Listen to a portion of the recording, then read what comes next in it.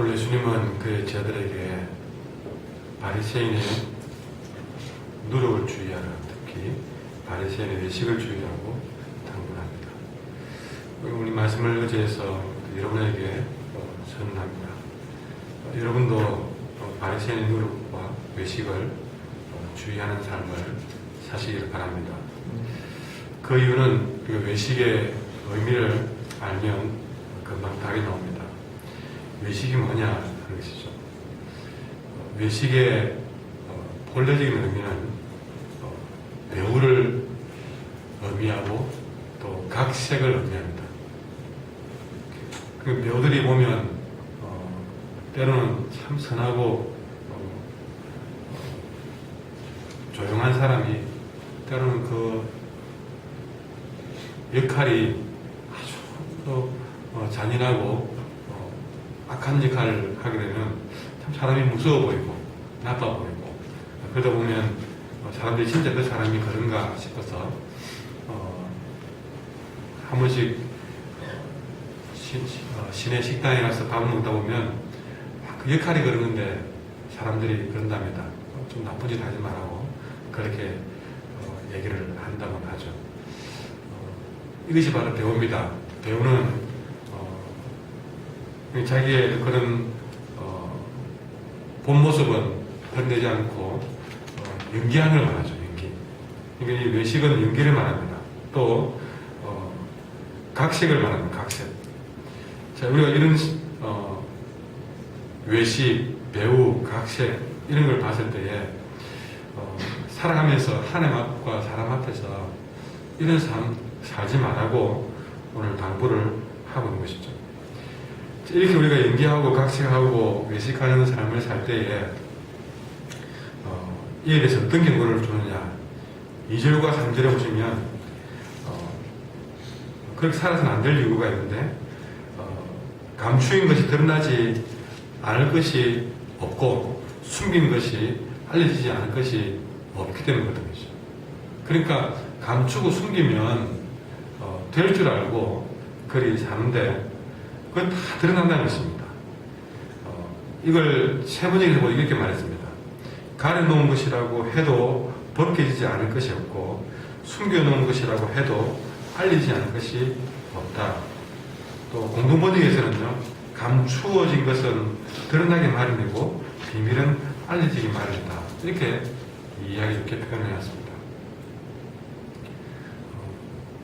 특별히 3절에 보면 바리새인의 외식 가운데 하나를 짚어서 이야기하고 있는데, 이러므로 너희가 어두운 데서 말하는 모든 것이 광명한 데서 다 들린다는 것이죠.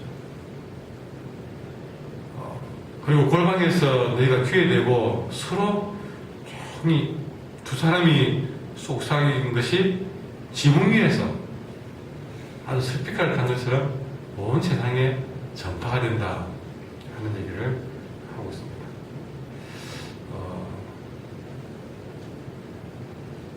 라디오를 들어보면 한 번씩 이렇게 공익 광고라 해가지고 이렇게 몰래 댓글을 남기고 인터넷에 그런 걸 보면 댓글을 남길 때 도무지 누가 얼굴과 얼굴을 안 마주치고 또 그 뭐 아이디나 이런 걸 봐가지고 누군지를 알 수 없는 그런 상황에서 대놓고 욕을 하고 비난을 하고 그런 그 댓글들이 있습니다. 그런 댓글 때문에 수많은 사람들이 피해를 입고 때로는 그 댓글에 상처를 받고 또 서로 목숨을 끊는 그런 사건들도 비일비재하게 일어나고 있습니다. 그런 것 때문에 공익 광고에 나오는 것 이런 대사가 있더라고요. 그 사람 앞에서 얼굴을 마주보고 할 수 없는 얘기는 하지 마라. 그 광고 나오면서 계속 배경음악이 뭐가 나오냐면 너의 목소리가 들려, 너의 목소리가 들려. 그렇게. 그래서 나중에는 그것이 다 드러나서 아이고 창피해 하고 이런 대사가 나옵니다.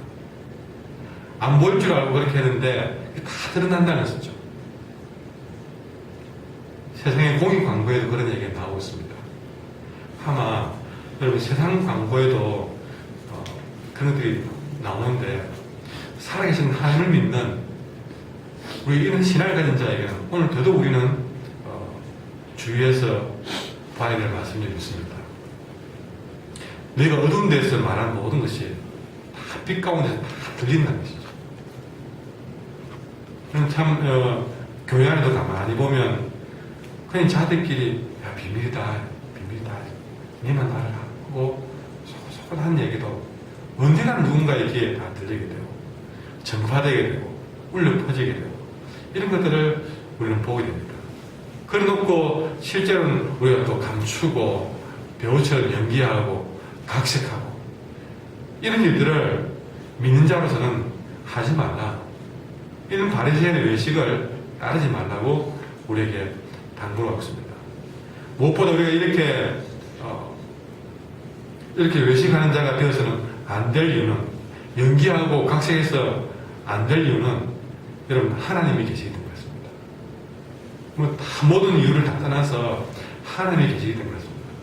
뒤집어 말하면 그렇게 외식하고 또 몰래 숨어서 어두운 데서 그 누군가를 비난하고 서로 말하는 귀에 대고 골방에서 서로 그렇게 속삭이는 일들은 어떤 잘못이냐? 여러분 그에 대한 모함이나 비난이나 그런 잘못도 있지만 가장 큰 잘못은 하나님을 속일 수 있다고 생각하는 잘못입니다. 그러니 그것이 생각해보면 얼마나 하나님 앞에 두려운 일인가를 깨달아야 된다는 것이죠. 바리새인의 외식도 그렇습니다.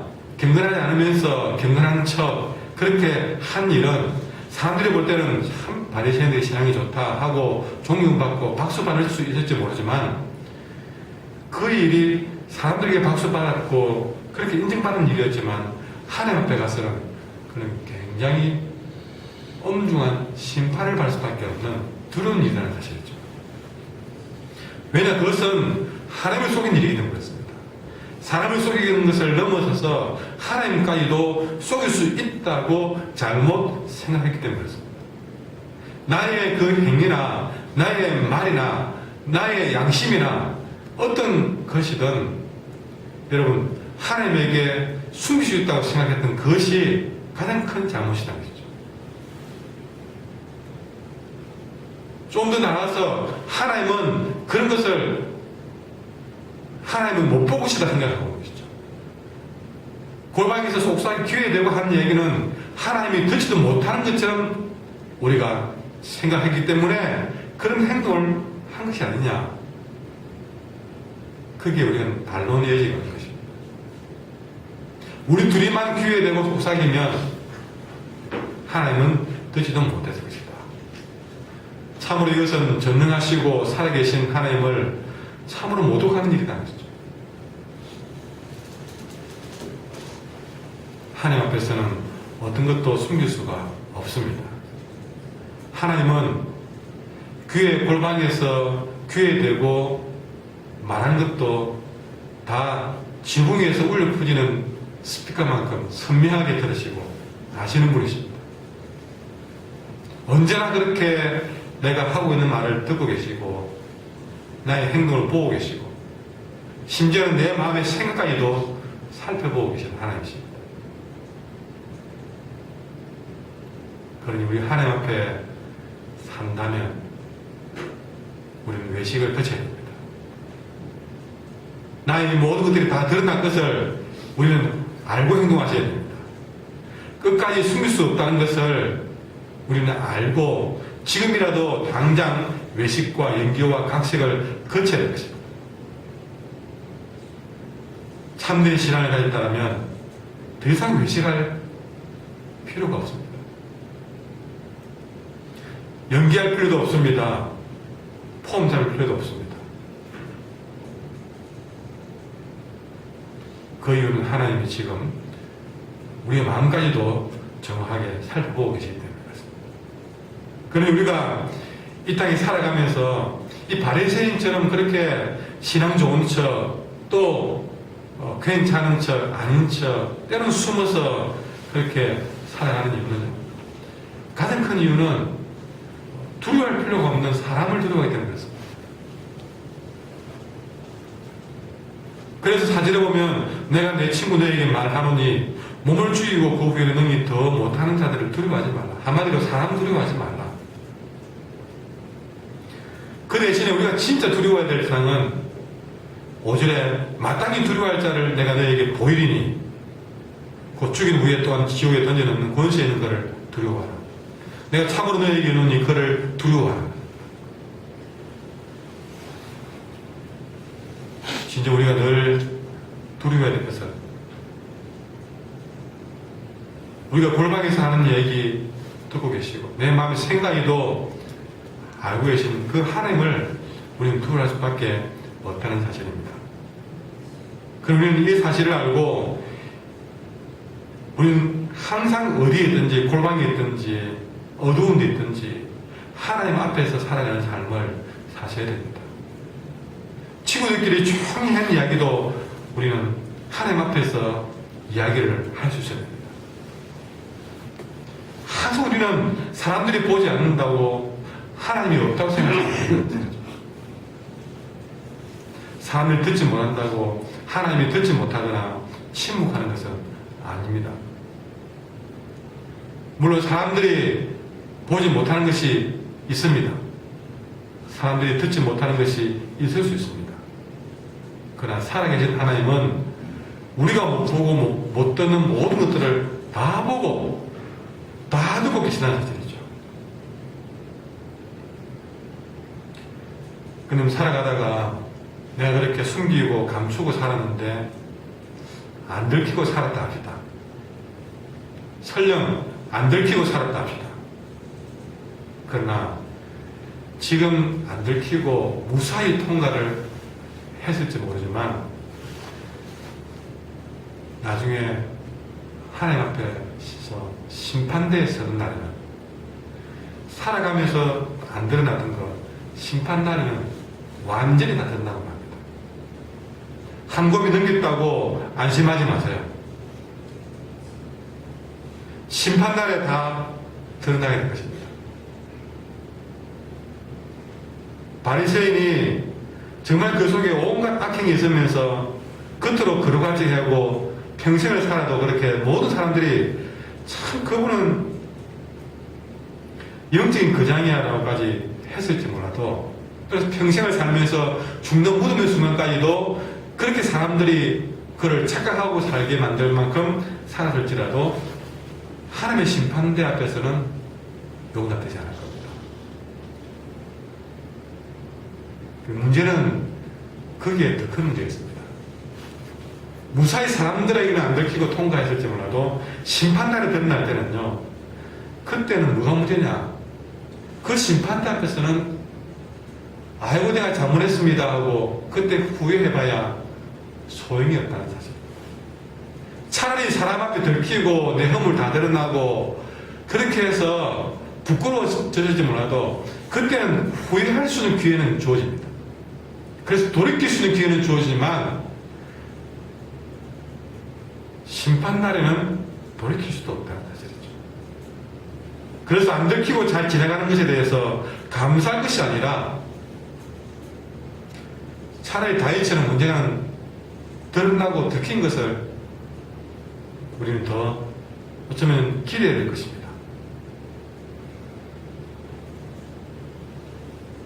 내가 어떤 행동을 했든지 어떤 말을 했든지 언젠가는 그 결과를 내가 맞이하게 된다는 사실.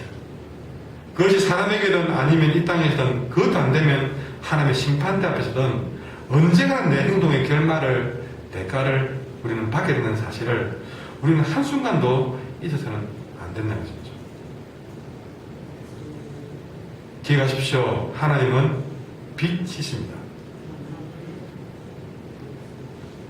언제나 그 빛이라는 말이, 하나님의 빛이라는 말이 늘 마음에 좋은 말로 들렸지만 바리새인처럼 숨긴 것이 많고 어두운 데서 말한 게 많고 골방에서 귀에 대고 말한 게 많은 사람에게는 하나님의 빛이라는 말은 두려움의 이야기입니다. 그분의 자녀로 살아가는 자에게는 그 빛이 은혜로운 일이지만 감추인 것이 많고 숨긴 것이 많고 연기한 것이 많은 사람에게는 그 어둡게 살아가는 사람에게는 그 빛은 나의 모든 어두움을 밝게 드러낼 여러분 두려움의 빛이고 내 숨겨져 있던 것들을 다 들추어내는 여러분 심판대 앞에 참으로 우리는 그 하나하나가 우리는 두려움이 되는 것입니다.